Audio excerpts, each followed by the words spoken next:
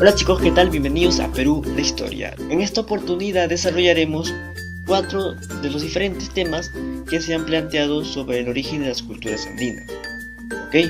Ya saben, si tienen alguna duda o consulta, nos pueden dejar en los comentarios o nos pueden escribir en nuestra página oficial de Facebook y nos pueden encontrar como Perú, la historia. ¿Ok? Además pueden suscribirse y darle me gusta. Bueno, sin decir más, empecemos a recordar como de costumbre el tema anterior. Como ya sabemos, el tema anterior fue la comunidad primitiva en los Andes. Este periodo se inicia con la llegada del hombre al Perú y finaliza con la formación de las clases sociales y por ende la formación de un estado complejo.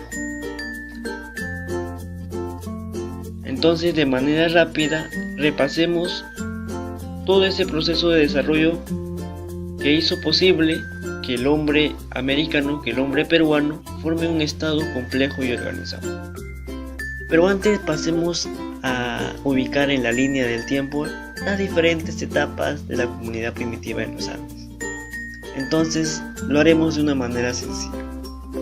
Cuando a nivel mundial estaba ocurriendo el Paleolítico, este Paleolítico en el Perú se va a llamar periodo lítico.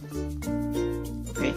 Cuando estaba ocurriendo el Mesolítico a nivel mundial, en el Perú se va a llamar arcaico inferior.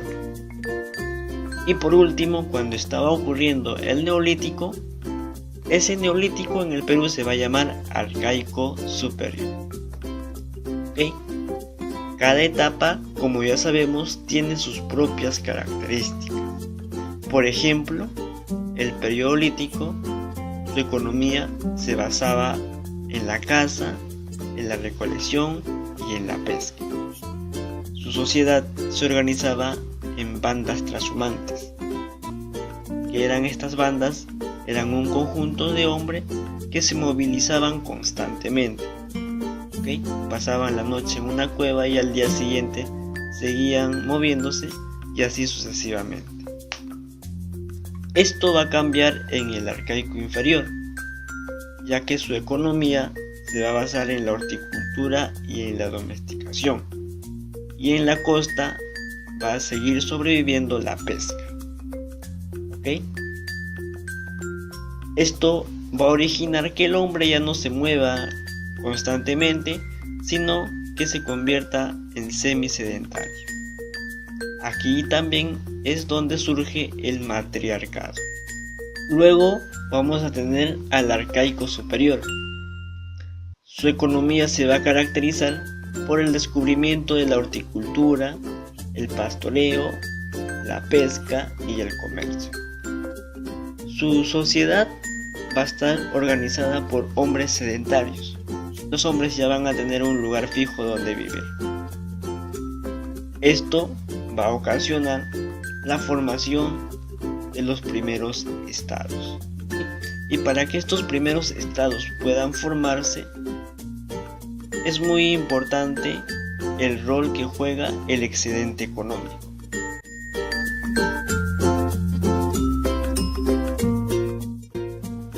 Hace ya un tiempo atrás se empezaron a preguntar cómo es que se originó la cultura y dónde se inició. ¿Okay? Creo que la primera pregunta ya está contestada. ¿Okay? En los temas anteriores ya resolvimos eso. Y la segunda pregunta vamos a resolverlo en este tema. Pero a pesar de esto, esta segunda pregunta sigue siendo un enigma incluso en la actualidad. ¿Okay? Porque a pesar de que hubieron investigadores que se plantearon una posible solución, queda aún mucho por descubrir. Otro dato importante que debemos saber es que por estas épocas hubieron investigadores que intentaron justificar, ayudaron a justificar la agresión externa que se dio por parte de los españoles en el siglo XVI. ¿Y por qué ayudar a justificar? Porque ya los españoles justificaban la invasión que hicieron en nombre de la Iglesia Católica. Supuestamente estos conquistadores iban a evangelizar a los pueblos indígenas, a los pueblos de los Andes, ya que lo consideraban personas no civilizadas, personas inferiores a ellos, cosa que es realmente falso, porque incluso los españoles se sintieron en algún momento inferiores a estos pueblos que ellos consideraban no civilizados. Por lo tanto, los españoles, al sentirse inferiores, intentaron destruir muchas cosas, ¿ok? Pero no lo lograron, porque en la actualidad podemos observar lo grandiosos que eran estas personas. Ya sabiendo todo esto, pasemos a desarrollar las posibles soluciones que les comentaba hace un momento. Ok, entonces empecemos con la hipótesis inmigracionista, que fue planteada por el alemán Max Uhle. Max Uhle decía que Max Uhle era seguidor de la escuela del particularismo histórico y del difusionismo. Ambas escuelas tienen una idea en común, que es negar la capacidad creadora de cada pueblo. Por el contrario, conciben la idea del foco irradiador. ¿Cómo es esto? Estas escuelas ven como creador a un solo pueblo, y los demás pueblos van a ser capaces de crearse, de desarrollarse, gracias a la influencia que reciben del pueblo que actúa como foco. ¿Okay? ¿Cómo lo aplica esto en América, en el Perú? Lo aplica de la siguiente manera.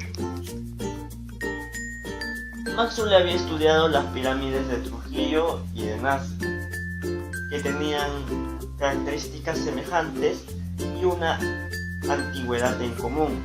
¿Okay? Ambas pirámides tenían una antigüedad de 2000 años. A las pirámides que se encontraban en Trujillo les denominó como proto-Chimán.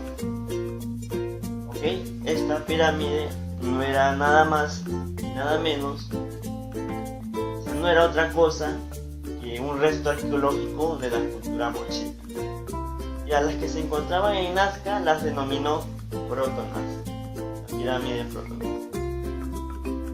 ¿Ok? De esa manera Max Uhle relacionaba ambas pirámides, que tenían características semejantes en la forma de construir, con las pirámides de la cultura maya, excepto que las pirámides de la cultura maya tenían una antigüedad mucho mayor que las pirámides que se encontraban en el Perú. Por lo tanto, Max Uhle se va a plantear que los mayas en un momento determinado empezaron a migrar hasta llegar a territorios peruanos. Uno se fue para Trujillo y otro se fue para Nazca. ¿Okay? Entonces estos migrantes ya tenían un conocimiento en la forma de construir pirámides, lo aplicaron en estas nuevas tierras. ¿Ok? Entonces de esta manera va a relacionar Max Uhle las pirámides del Perú con las pirámides de la cultura maya. Lo malo para Uhle era que en estos tiempos no se tenía mucha información acerca de las culturas que se encontraban en los Andes. Además, Uhle era de aquellos que iban al campo, que iban al trabajo con la mente en blanco. ¿Okay? Uhle te decía todo lo que encontraba. Mientras no encontraba otra cosa, no hablaba de ello. Encontró las pirámides y habló de ello. Mientras no, para Uhle, todo lo demás que no era encontrado por él era derivado de algo que previamente ya se había conocido. Cabe resaltar que Uhle aplicó el difusionismo, pero con una concepción errónea. ¿Okay? Esto se debe a que por esos años no había mucha información acerca de culturas mucho más antiguas y de las culturas andinas. ¿Ok? Además, por esos años, los aristócratas descendientes de los criollos españoles aplaudieron esta teoría porque emparentaban la cultura maya con las migraciones de los pobladores indochinos e indoeuropeos. Dicho esto, pasemos a la siguiente hipótesis: la teoría autoctonista. Esta teoría, la persona que planteó esta teoría iba a pertenecer al movimiento indigenista. Este movimiento se encargaba de defender los intereses de los sectores oprimidos, que en su mayoría eran campesinos de los Andes. Aquí vamos a encontrar a grandes personajes como por ejemplo a José Carlos Mariátegui, a José María Arguedas, a Ciro Alegría si no me equivoco, y así entre muchos otros, ¿ok? Pero en el campo de la historia íbamos a encontrar al arqueólogo arochirano, por cierto, Julio César Tello, quien refutó la hipótesis inmigracionista, ya que para Tello el desarrollo de la sociedad, el desarrollo de las culturas peruanas se dio gracias a ese proceso de desarrollo que vivió el hombre desde que llegó a América, desde que llegó al Perú, hasta que empezó a descubrir la horticultura, de ahí la agricultura y así. Además, Tello descubrió la cultura chavín. Esta cultura tenía mucho más antigüedad que las pirámides que habían sido descubiertas por Hule en la costa. Tello relacionó fuertemente a la cultura chavín con la selva, ya que practicaban costumbres selváticas. Y la etnia que según Tello influenció en la formación de la cultura chavín fue la etnia arawak. Entre las costumbres de los chavinenses podemos encontrar las reducciones de cabeza, que se expresaba con las cabezas clavas, las adoraciones a sus dioses, que en su mayoría son animales selváticos, el consumo de productos que también en su mayoría son de origen selvático, como por ejemplo la coca, el San Pedro, etc. De esa manera Tello explicaba que el indígena, que el campesino de aquella época no era un ignorante, alcohólico, salvaje por naturaleza, sino por su condición, sino por la condición en que estaba. Estos hombres tenían estos comportamientos. Por el contrario, estos hombres eran herederos de grandes conocimientos que lamentablemente poco a poco se iban perdiendo.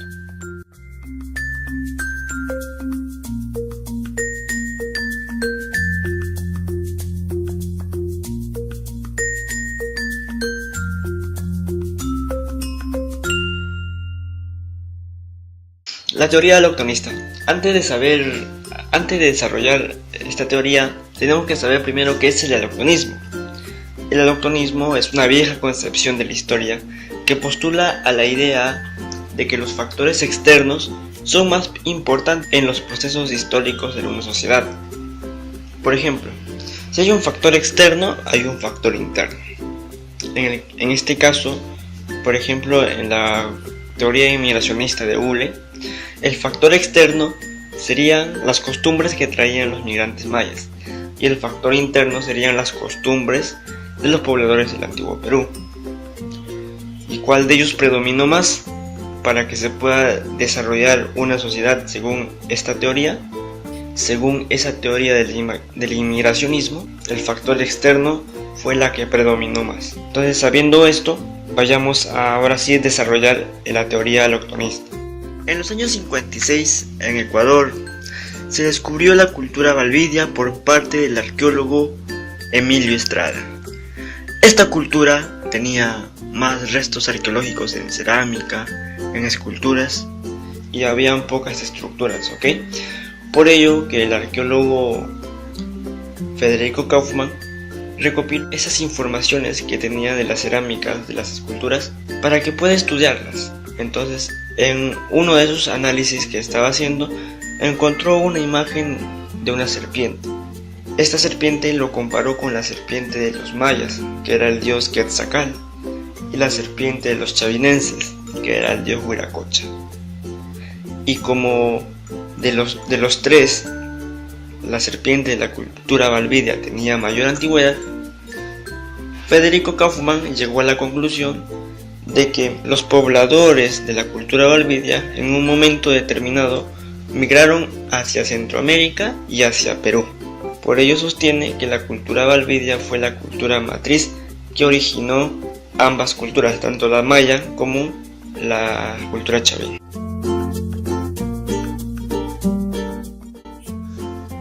La teoría hologenista.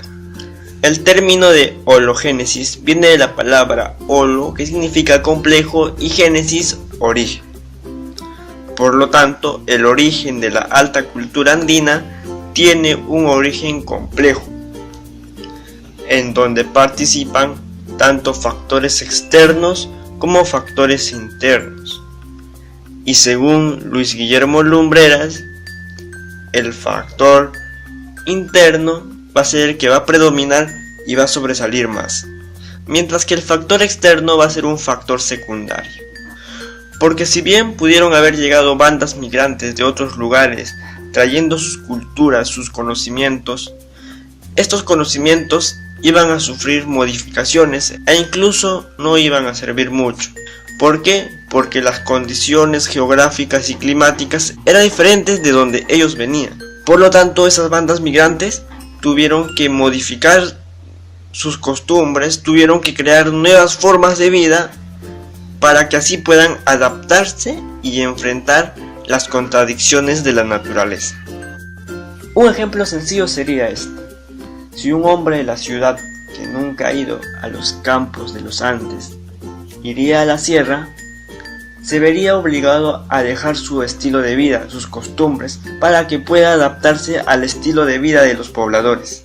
De igual manera sucedió miles de años atrás, porque aquellas bandas migrantes que llegaron al Perú se vieron obligados a crear nuevas soluciones para que puedan sobrevivir. Es de esta manera como Lumbreras actualiza la teoría del autoctonismo de Julio César Tello, por ello que le denominan también como el neoautoctonismo.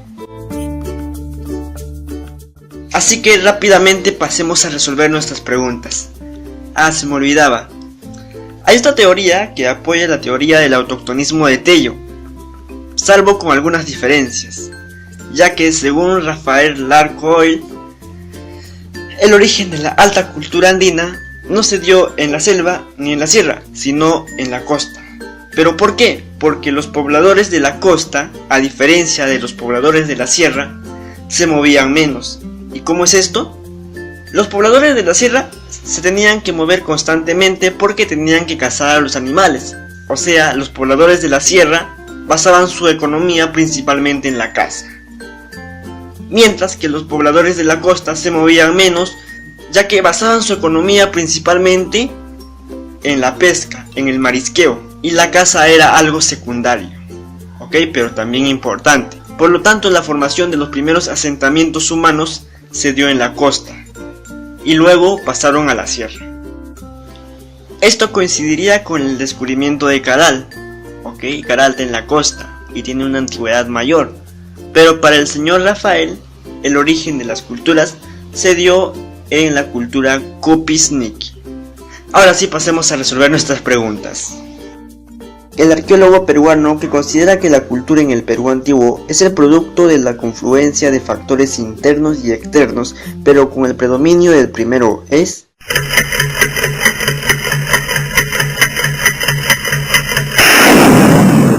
Más fácil no puede estar. Luis Guillermo Lumbreras. Segunda pregunta.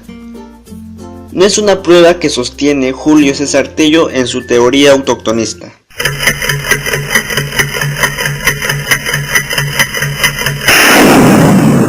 Esta también está fácil.